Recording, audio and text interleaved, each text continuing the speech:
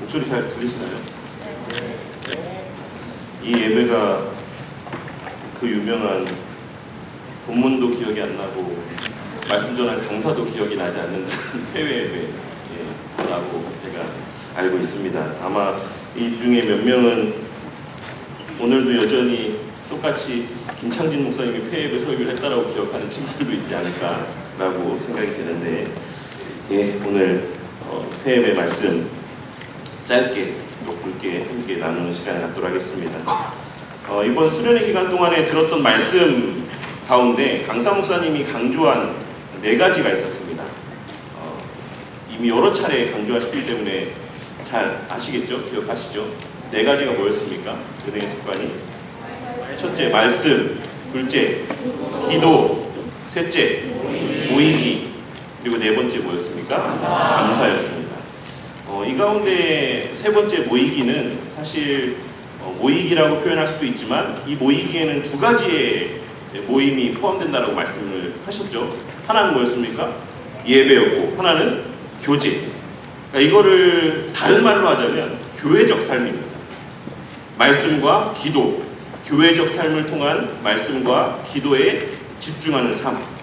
그리고 4번째의 감사는 사실 물론 따로 떼어서도 생각할 수 있지만 어떤 면에서 보자면 이 3가지의 결과로서 감사가 우리의 몸 가운데, 우리의 삶 가운데 저절로 발현되어진다라고도 할 수가 있어요. 그래서 이 4가지가 우리의 신앙의 삶에서의 너무나도 중요한 모습이다라는 사실을 강사 목사님이 이틀 동안 열심히 말씀을 전해주셨습니다. 제가 질문을 하나 하고 싶습니다. 우리 제신의 SFC 운동원들의 수준을 제가 믿고 개혁주의 신학 안에서의 은혜의 방편이라는 말 혹시 들어봤습니까? 은혜의 방편? 들어봤죠? 들어보신 분도 있죠? 은혜의 방편 3가지가 뭡니까? 우리 개혁주의 신앙, 특별히 우리가 함께 늘 강령으로 제창하는 웨스트민스터 신앙고백서에서 말하는 은혜의 방편 3가지. 말씀, 기도, 성례 맞습니다. 이 중에 이제 순서가 근데 좀 독특하네요. 보통 이제 말씀, 성례, 기도라고 이야기하는데 이 가운데 성례는 어떤 면에서 보자면 말씀에 포함되는 요소라고 할 수가 있어요. 그래서 개혁주의 신앙 안에서 말하는 사실 은혜의 방편은 말씀과 기도라고도 할 수가 있습니다. 그런데 개혁주의 신학 안에서의 되게 유명한 교수님 가운데 에드먼드 클라운이라는 교수님이 있고 마이클 로튼이라는 교수님이 있어요. 이 교수님들 누군지는 사실 기억하지 않아도 돼요. 근데 이 교수님들은 뭐라고 이야기했냐면 우리의 삶에서의 은혜의 방편이 말씀과 성례와 기도 맞다. 근데 이것만 있는 건 아닌 것 같다. 우리의 은혜의 방편은 교회적 삶 모두가 다 은혜의 방편이다라고 이렇게 이야기를 했어요. 그러니까 이걸 다시 말하면 어떤 의미일까요? 우리 친구들이 물론 말씀 시간에 받는 그 말씀을 듣는 시간도 은혜의 시간이지만 그 외에 수련회 시간에 그 외에 뭐 했습니까? 게임하고 함께 밥 먹고 수다 떨고 이 모든 시간들이 다 뭐다? 은혜의 방편으로의 시간들이다라고 마이클 로튼 교수님은 이야기를 했습니다. 그러면 또 한 가지 여기서 말하는, 그러니까 우리가 계속해서 지금 이 수련회 기간 가운데 뭐에 대해서, 습관인데 뭐의 습관에 대해서 나누었습니까? 은혜의 습관에 대해서. 근데 여기서 말하는 은혜가 뭡니까? 우리 SFC 운동원들이 생각하는 은혜는 뭡니까? 공부 안 해도 성적이 막 쑥쑥쑥 오르는 거? 아니면 우리 강사 목사님께서 말씀하셨던 것처럼 왜 자꾸 이거를 계속 얘기하시는지 모르겠는데 내가 좋아하는 짝사랑하는 이성과 만남을 갖게 되는 거? 이런 것들이 은혜입니까? 아니면 좋은 대학에 가고 좋은 직장에 들어가고 이런 것들이 은혜입니까? 물론 은혜 맞죠. 은혜일 수도 있죠. 물론 은혜가 아닐 수도 있지만 성경에서 말하는 은혜는 뭘까?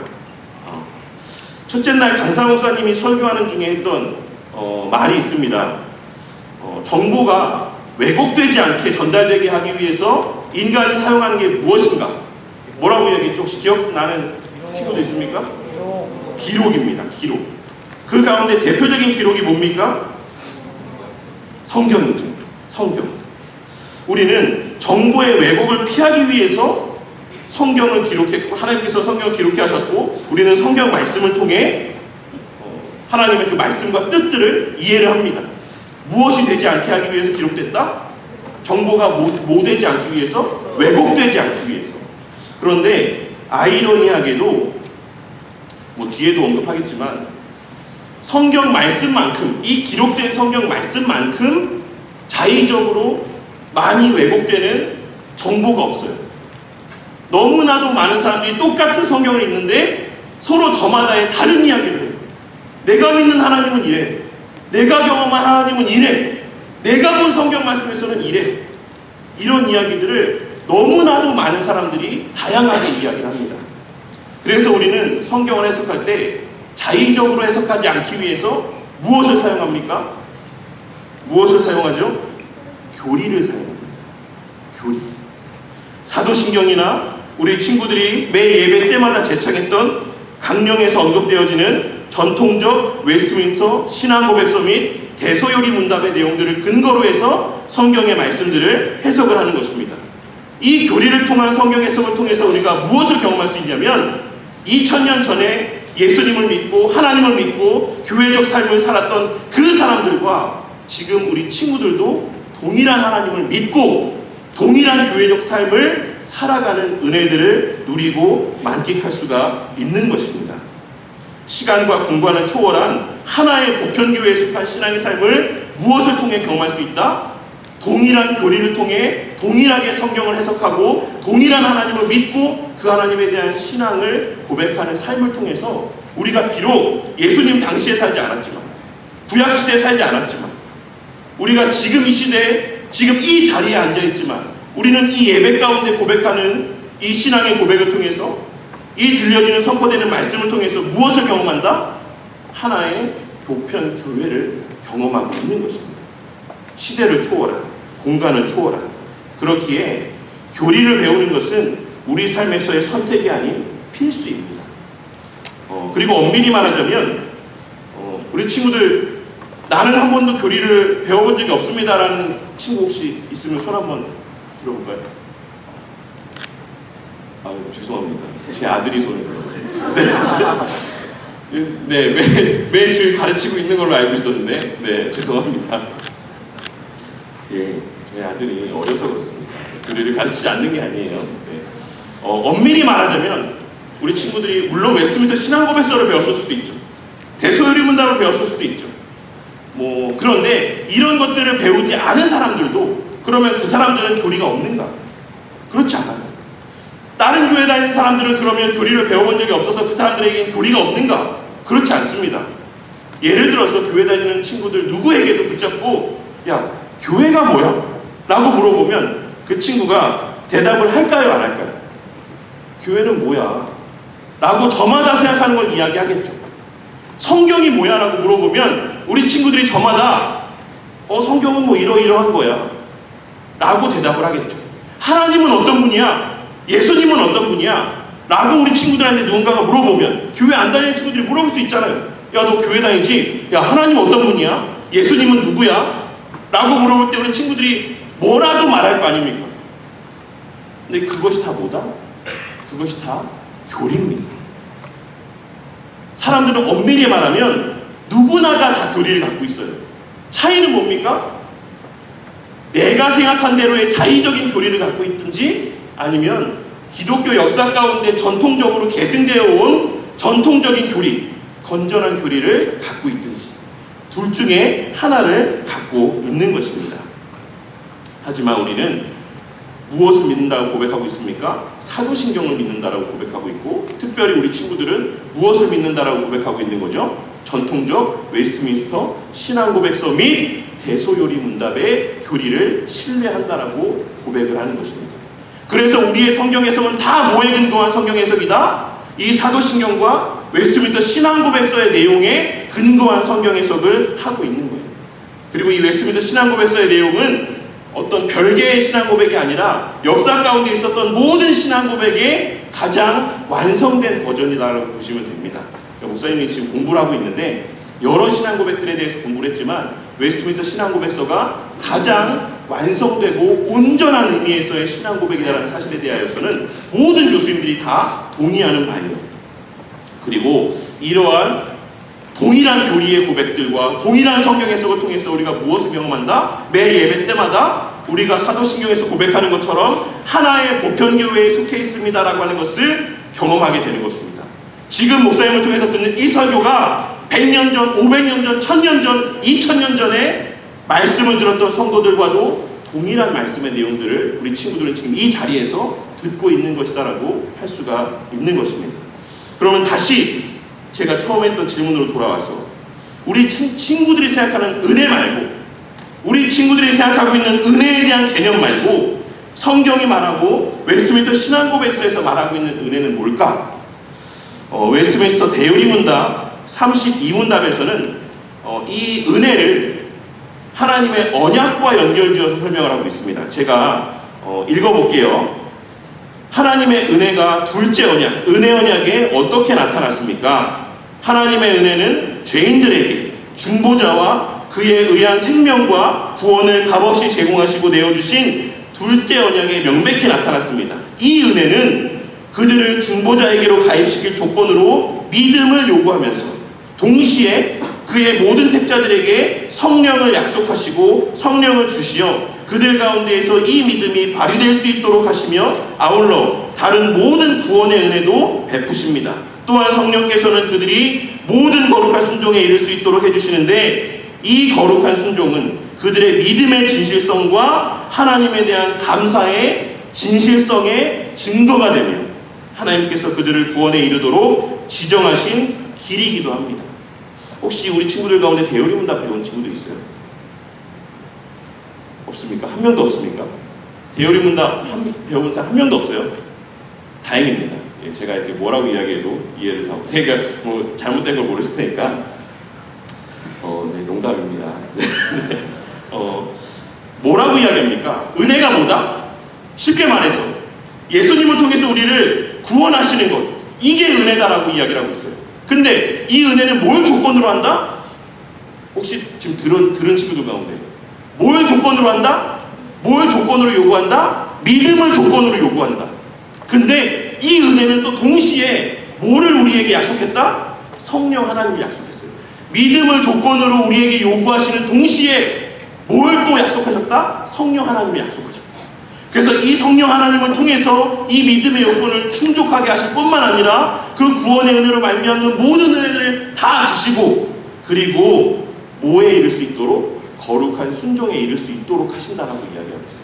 근데 왜 거룩한 순종을 이야기하고 있다라고 말씀하고 있습니까? 마지막 절에서 뭐라고 이야기했냐면 하나님께서 그들을 구원에 이르도록 지정하신 길이기 때문입니다라고 이야기하고 있어요.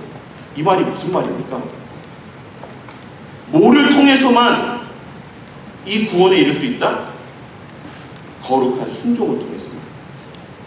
우리는 믿음을 통해서만 구원에 이를 수 있다라고 생각하잖아요. 믿음뿐입니까?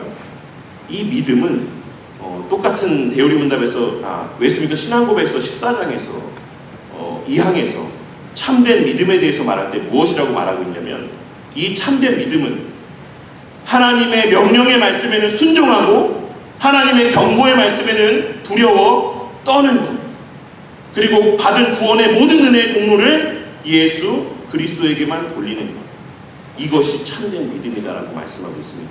그러니까 믿음, 하나님께서 요구하신 믿음에는 반드시 뭐가 있어야 된다? 행함이 있어야 된다.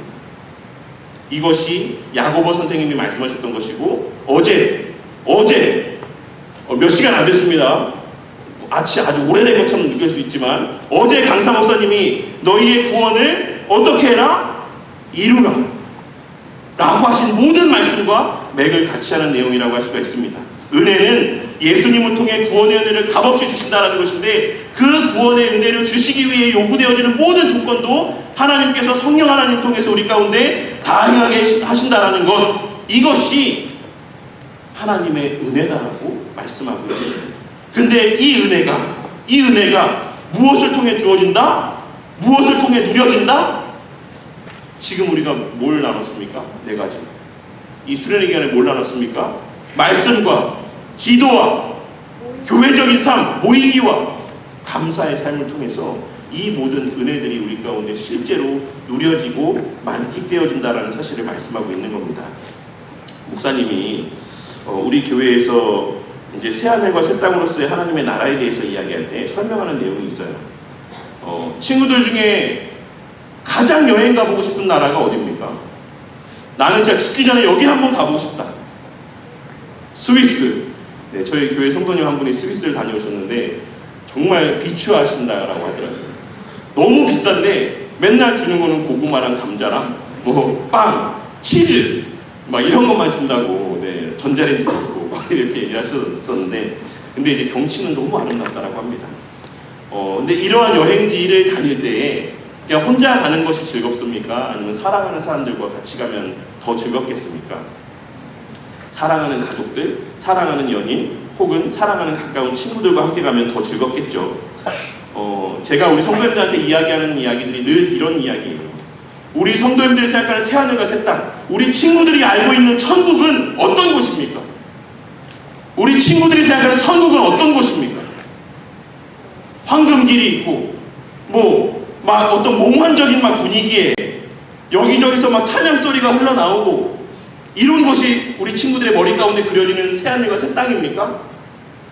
우리 개혁주의 신앙에서 말하는 새하늘과 새 땅은 갱신의 의미를 갖고 있습니다. 우리 친구들이 지금 보는 거, 우리 친구들이 지금 누리는 거, 우리 친구들이 지금 겪고 싶어 하고 경험하고 싶어 하는 모든 것들이 새하늘과 새 땅에는 더 온전한 의미로 있어요. 심지어는 우리 강사 목사님께서 공부하시기도 했던 동부 웨스트민스터 신학교의 교수님들은 무엇까지 이야기하냐면 새하늘과 새 땅에는 내가 믿기로는 어떤 신학적인 것이 아니라 내가 믿기로는 메이저리그도 있을 것 같다. 야구 시합도 있을 것 같다. 라고까지 신학 교수님이 이야기할 정도로 우리가 믿는 새하늘과 새 땅은 이 세상과 단절되고 분리된 것이 아닙니다. 지금 우리 친구들이 경험하는 것, 맛있는 음식, 더 맛있는 음식이 새하늘과 새 땅에 있고 아름다운 자연, 이보다 훨씬 더 완전한 의미에서의 아름다운 자연이 우리 친구들의 그 눈앞에 펼쳐질 그곳이 새하늘과 새 땅입니다. 근데 그곳에서 나의 가장 사랑하는 예수님과 가장 사랑하는 가족들과 가장 사랑하는 친구들과 영원토록 그러한 삶을 누리는 것, 그것이 새하늘과 새 땅에서의 우리 친구들이 누리게 될 복이라고 할 수가 있는 것입니다. 그런데 우리는 이 은혜를 이미 부분적으로 누리면서 살아가고 있어요. 어디서? 교회에서. 무엇을 통해? 말씀과 기도와 이런 모임들을 통해서 이러한 은혜의 습관 가운데 우리는 비록 우리의 몸은 이 자리에 있을지라도 우리는 계속해서 말씀을 통해서 우리가 받은 은혜를 상기하게 되는 것이에요. 예수님이 행하신 일의 의미가 뭘까? 예수님이 죽으시고 부활하셔서 승천하셨다는 의미가 뭘까? 그래서 나에게 주어진 유익이 뭘까? 그래서 나는 지금 어떤 존재가 되었는가? 내가 지금 죽어도 나는 어떤 은혜를 누리는가? 이런 것들을 말씀과 기도 가운데 그리고 교회적인 삶을 통해 계속해서 상기하게 되는 것입니다. 그래서 우리 친구들의 그러한 신앙의 자라감을 통해서 점점 더 우리 친구들의 그 시선은 새하늘과 새 땅을 바라보게 되는 것입니다. 몸은 비록 여기에 있지만, 우리의 몸은 비록 여기에 여러 제한된 환경 가운데 있지만 우리의 본질은 그리스도 안에서 하나님 안에, 하나님 앞에 그 영광의 자리에 이미 존재하고 장차 그곳에서의 영원한 삶을 살아갈 수 있게 될 것이다라는 사실을 우리가 말씀과 기도와 모임과 감사의 삶을 통해 깨닫게 되는 것입니다. 이 폐 예배 때 우리가 함께 나눌 본문의 말씀은 다니엘 6장 10절의 말씀입니다. 박현준 선생님이 한 10분만 해달라고 했는데 10분이 넘어간 것 같아요. 짧게 나누도록 하겠습니다. 사실 제가 강사 목사님하고 이야기한 게 아닌데 어제 강사 목사님이 다니엘 6장 10절의 말씀을 설교 때 말씀하셨어요. 그래서 제가 예배 끝나고 나서 제가 할 거를 다 하시면 어떡합니까? 라고 이렇게 이야기를 했습니다. 그래서 이 본문의 내용은 길게 말씀하지 않도록 하겠습니다. 오늘 본문 말씀 가운데는 다니엘이라는 사람이 등장을 합니다. 이 사람은 예배드리지 말고 기도하지 말라는 왕의 조서의 내용을 알고도 전에 하던 대로 성전을 향해서 하나님께 기도했다라고 말씀하고 있습니다. 왜? 이 사람이 왜 그걸 알고도 기도했을까? 왜? 전에 하던 대로 그것이 몸에 배어 있었기 때문입니다. 그리고 그 기도의 내용이 무엇이었습니까? 감사였습니다. 다니엘에게 있어서 기도는 앞서 언급했던 것처럼 무엇인가를 얻어내기 위한 수단이 아닌 이미 받은 은혜를 상기하는 수단이었고 감사를 표현하는 수단이었습니다. 그걸 어떻게 알 수 있습니까? 그의 기도의 내용을 통해 확인해 보면 알 수가 있는 것입니다. 전에 하던 대로 하루 3번씩 무릎을 꿇고 기도하며 전에 하던 대로 그의 하나님께 기도하였다. 그는 늘 기도할 때마다 하나님 앞에 감사하는 삶을 살았던 것입니다. 목사님 같으면 어떤 기도를 했을 것 같으냐면, 목사님 같으면 이렇게 기도했을 것 같아요. 목사님, 하나님, 저 사람들 때문에, 저 총리들과 저 고관들 때문에 제가 지금 진퇴양난에 빠졌어요. 제가 하나님 잘 섬기는 삶을 살고 있었는데 저 사람들 때문에 제가 지금 죽게 생겼습니다. 하나님, 저 사람들 좀 죽여주십시오. 이 조서가 철회되게 해주십시오. 이 공경의 서서를 건져주십시오. 이렇게 기도했을 것 같아요. 우리 친구들 그렇게 기도 안 했을까요? 그렇게 기도하지 않았을까요? 이제 너 기도하면 너 죽어, 너 사자굴에 들어가 라고 했을 때 그런 마음들이 들지 않았겠습니까? 그런데 다니엘은 성경 어디에서도 그와 관련된 기도, 자신이 처한 공경과 관련된 기도하자 했다라고 언급되어 있지 않습니다. 이것은 다니엘에게 지금 이 직면한 현실이 자신이 받은 은혜와 그 은혜를 베풀어 주신 하나님보다 더 크게 느껴지지 않았기 때문에 그렇습니다. 앞서 말씀드렸던 것처럼 다니엘에게 있어서는 하나님의 약속이 더 우선이었던 거예요. 내가 뭐 기도하다 죽어봤자 내가 하나님 곁에밖에 더 가겠냐? 하나님의 약속대로 하나님의 그 약속이 성취되는 것을 보기밖에 더 하겠냐? 라고 하는 마음들이 다니엘의 마음 가운데 자리하고 있었던 것입니다. 우리 친구들도 앞서 첫째 날 우리 개회 예배 때 이상민 목사님께서 그 왜 AI 관련된 거 영상을 하나 보여주셨는데, 오늘날의 우리 친구들은 다 무엇으로 평가받습니까? 뭐 성적의 등급으로 평가받잖아요. 몇 등급의 친구냐, 공부를 어느 정도 하고 있느냐, 어느 정도의 대학을 갈 만한 친구냐 라고 하는 것이 우리 친구들의 어떤 가치들을 어떤 평가하는 잣대가 되고 기준이 되는 것을 보게 될 때가 많습니다. 하지만 오늘 이러한 말씀들을 통해서 하나님의 약속이 우리 친구들의 가치를 결정한다는 사실을 깨닫게 되는 은혜가 있으시기를 바랍니다. 예수 그리스도께서 우리 친구들을 위해 자신의 전부를 내어주셨다는 그 사실이 우리 친구들의 가치를 결정한다는 사실을 깨닫게 되는 은혜가 있으시기를 바랍니다. 공부 좀 못해도 돼요. 공부 좀 못해도 됩니다. 여러 가지 삶의 위기들을 겪어도 상관없습니다. 우리 친구들이 그 그리스도 안에서의 이미 온전하고도 충만한 은혜를 받아 누렸다라는 사실은 결코 변하지 않기 때문에 그 은혜 가운데 다니엘과 같이 담대한 그러한 신앙의 삶을 살아가는 우리 친구들이 되시기를 바랍니다. 제가 교회에서 종종 그런 말을 해요. 앞서 말씀드렸던 것처럼 우리가 죽어봤자 천국밖에 더 가냐. 늘 습관대로 기도를 가까이 하고 하나님 말씀을 가까이 했던 다니엘은 받은 구원의 은혜에 대한 감사가 가장 컸고 당장에 당한 어려움들은 그에게 그렇게 크게 여겨지지 않았던 것입니다. 우리에게는 시험이라고 여겨질 만한 고난의 때가 다니엘에게는 또 다른 감사의 때로 여겨졌다는 것입니다. 만일 오늘 말씀에서의 다니엘과 같은 상황을 우리가 마주하게 된다면 목사님도 위기가 찾아왔다, 고난이 찾아왔다 라고 생각을 할 것 같습니다. 그런데 우리에게 잘 알려진 칼빈이라고 하는 선생님은 시험에 대해서 다음과 같이 이야기를 했습니다. 우리 친구들은 시험 들었다 이런 표현 들어본 적 있어요? 나 시험 들었어 이런 말 들어본 적 있습니까?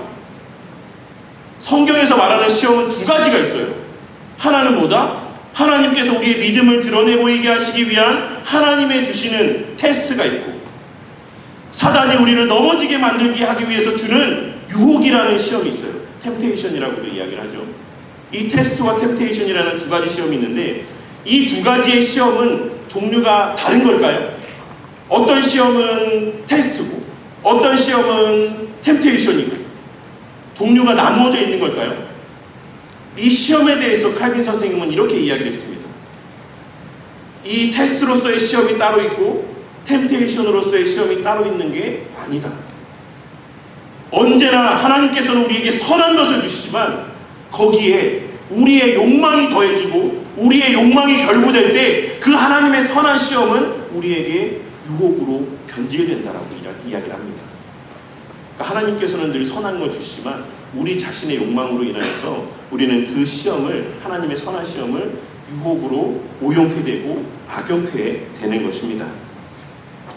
하나님께서는 그러한 은혜들을 우리 가운데 주신다라는 사실을 늘 명심하고 깨닫고 살아가는 우리 친구들이 되기를 바랍니다. 하나님께서는 우리에게 은혜의 열매만을 주시는 분이 아닌 은혜의 수단들로 그 선물들을 주시는 분이십니다.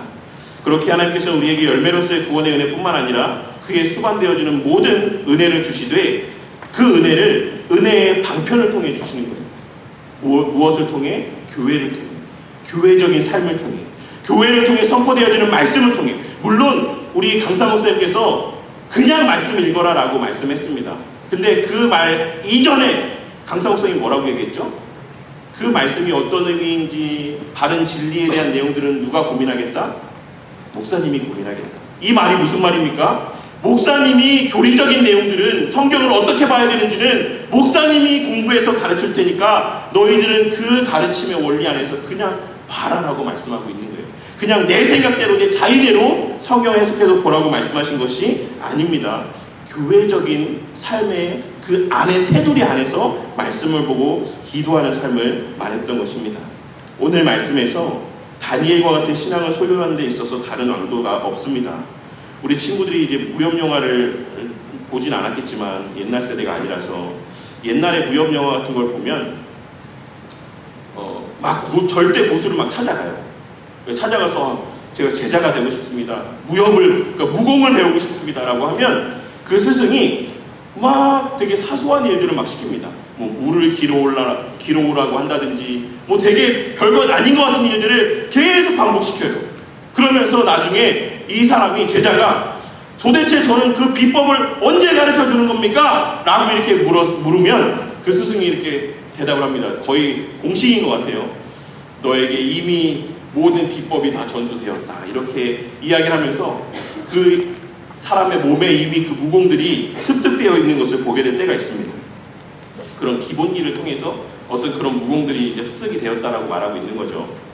목사님이 야구를 되게 좋아하는데 요즘에 제가 좋아하는 팀은 LG입니다. LG가 수비를 너무 잘해서 너무 좋아요.